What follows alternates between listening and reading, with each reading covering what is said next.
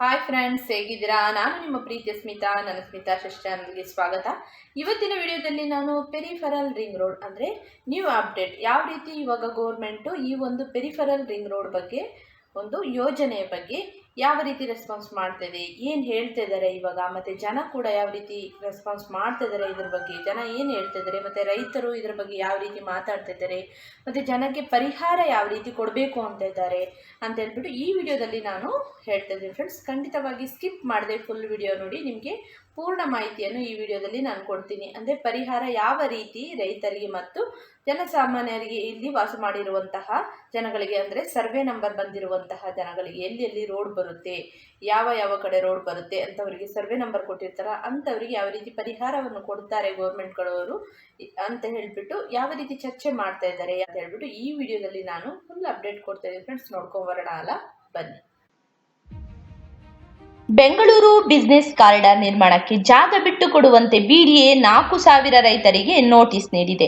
ಆದರೆ 2013ರ ಕಾಯ್ದೆ ಪ್ರಕಾರವೇ ಪರಿಹಾರ ನೀಡಬೇಕೆಂದು ರೈತರು ಪಟ್ಟು ಹಿಡಿದಿದ್ದು ಬಿಡಿಎಗೆ ಇದು ತಲೆನೋವಾಗಿ ಪರಿಣಮಿಸಿದೆ. ಯೋಜನೆ ಆರಂಭವಾದಾಗ 16 ವರ್ಷದ ಹಿಂದೆ ಎಕರೆಗೆ 1.5 ಕೋಟಿ ರೂಪಾಯಿ ದರ ಇತ್ತು. ಆದರೆ ಈಗ ಇದು 3-4 ಪಟ್ಟು ಹೆಚ್ಚಾಗಿದೆ. ಪಿಆರ್ಆರ್ ಯೋಜನೆ ನಿರ್ಮಾಣ ಸರ್ಕಾರದ ವಿವೇಚನೆಗೆ ಬಿಡಲು ನಿರ್ಧಾರ. ರಸ್ತೆ ನಿರ್ಮಾಣ ಪ್ರಕ್ರಿಯೆಗೆ ಚಾಲನೆ ನೀಡಿರುವ ಬಿಡಿಎ ಅಧಿಕಾರಿಗಳು ಸುಮಾರು 4,000 ರೈತರಿಗೆ ಭೂಮಿ ಬಿಟ್ಟು ಕೊಡುವಂತೆ ನೋಟಿಸ್ ನೀಡಿದ್ದಾರೆ. 16 ವರ್ಷದ ಹಿಂದೆ ಪ್ರತಿ ಎಕರೆಗೆ 1ರಿಂದ 1.5 ಕೋಟಿ ದರ ಇತ್ತು. ಆದರೆ ಇದೀಗ ಅದರ ಬೆಲೆ 3-4 ಪಟ್ಟು ಏರಿಕೆಯಾಗಿದೆ. ಪೆರಿಫೆರಲ್ ವರ್ತುಲ ರಸ್ತೆ ಬೆಂಗಳೂರು ಬಿಸಿನೆಸ್ ಕಾರಿಡಾರ್ ಬಿಸಿಸಿ ನಿರ್ಮಾಣ ಸಂಬಂಧ ರೈತರ ಭೂಮಿಗೆ ಪರಿಹಾರ ನಿಗದಿಪಡಿಸುವ ವಿಚಾರ ಬೆಂಗಳೂರು ಅಭಿವೃದ್ಧಿ ಪ್ರಾಧಿಕಾರಕ್ಕೆ ದೊಡ್ಡ ತಲೆನೋವಾಗಿ ಪರಿಣಮಿಸಿದೆ. ಈ ಹಿನ್ನೆಲೆಯಲ್ಲಿ ದರ ನಿಗದಿಯನ್ನು ಸರ್ಕಾರದ ವಿವೇಚನೆಗೆ ಬಿಡಲು ತೀರ್ಮಾನಿಸಿದೆ.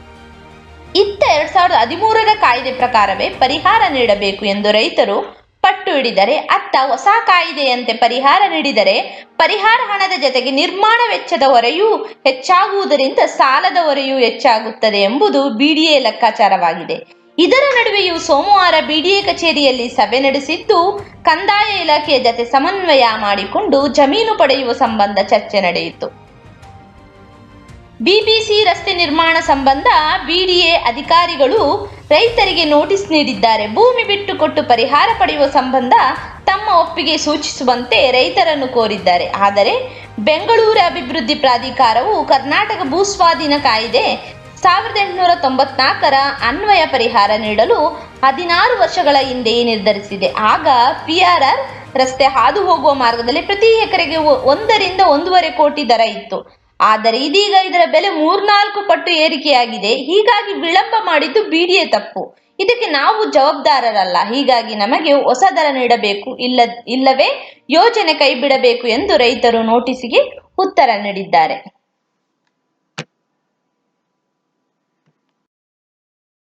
ಐ ಹೋಪ್ ಈ ವಿಡಿಯೋ ಎಲ್ಲರಿಗೂ ಇಷ್ಟ ಆಗಿ ತಿಳ್ಕೊಂಡಿದ್ದೀನಿ. ಇಷ್ಟ ಆಗಿದ್ರೆ ಏನು ಮಾಡಬೇಕು ಅಂತ ಗೊತ್ತಲ್ಲ, ಲೈಕ್ ಮಾಡಿ, ಶೇರ್ ಮಾಡಿ, ಸಬ್ಸ್ಕ್ರೈಬ್ ಮಾಡಿ. ಎಲ್ಲರಿಗೂ ನನ್ನ ಪ್ರೀತಿಯ ಧನ್ಯವಾದಗಳು.